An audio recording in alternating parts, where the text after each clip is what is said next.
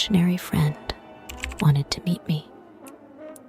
When I asked where he was, she pointed to an old photograph of my childhood friend who disappeared years ago.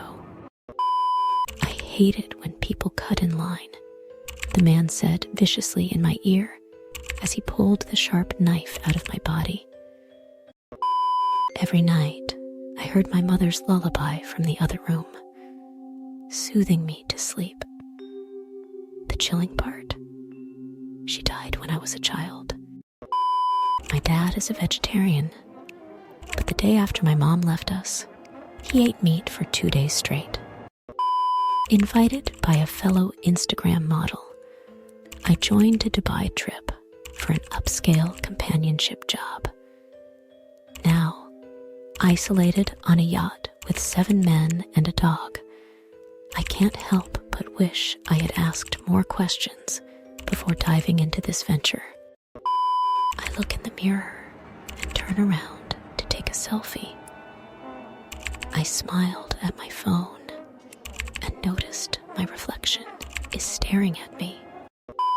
My husband hugged me when I was crying. The thing is, I was crying about his death. During a video call, my friend's face turned pale as he asked, "Who's that behind you?" I was in a room alone. My son has been eagerly placing teeth under his pillow, delighted by the gifts from the tooth fairy. But my heart races with dread each morning as I find another tooth, knowing he hasn't naturally lost one in months.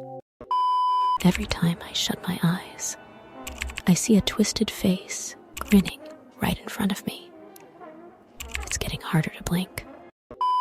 I tried speaking to my voice-activated assistant, but it simply replied, "Shh, they're listening now." As I rushed to the blood-curdling screams coming from the maple cabin, I realized my son had ignored my warnings to stay away from the rafters. When I reached him, the only way to alleviate his pain was to push him into the boiling syrup to end his suffering. At bedtime, my son asked me to check for monsters under the bed. I found him there, whispering, "Daddy, there's someone on my bed." 911. "What is your emergency?"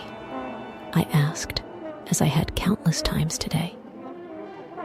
My heart stopped when, from the other end, I heard my son whispering, "Mommy's home." I hugged my husband tightly one last time. As I glanced through the window, watching their cars approach, I prayed the gang I owed money to would consider taking him and our kids as compensation to leave me alone finally. My mom honked at the car ahead and passed it. We didn't think much until we got home and saw the car parked across the street, with the man inside staring at our house